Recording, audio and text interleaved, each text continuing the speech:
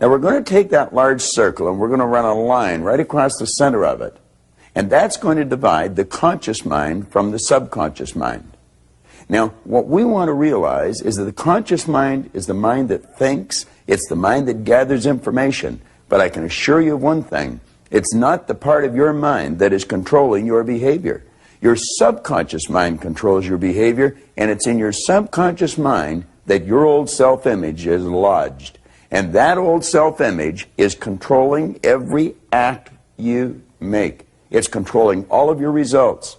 Now, the self-image in your subconscious mind operates almost exactly, if not exactly, as an automatic pilot operates. I want you to imagine that this plane is leaving New York, and it's locked on course. After it leaves the vicinity of New York, the pilot sets the automatic pilot. That plane is locked on course for Hawaii.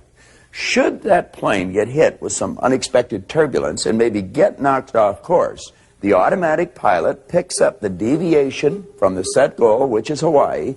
It feeds it through a coordinating mechanism. The thrust of the engines are altered, the flaps are altered, and that plane is brought right back on course again. It will ultimately get to Hawaii.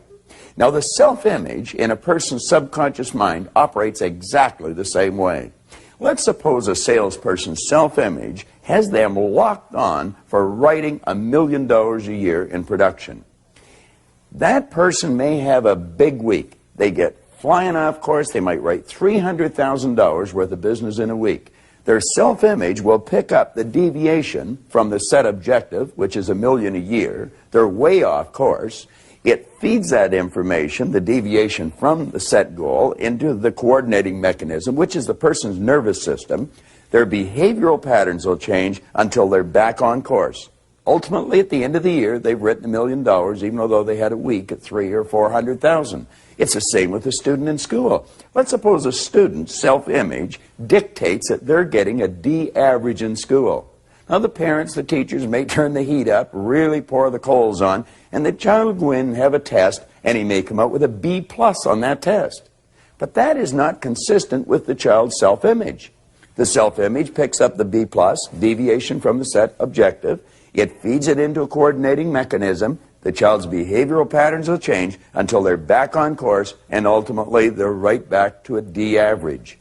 If they want that child to get a B, if the salesperson wants to increase the business, they're going to have to alter the self-image.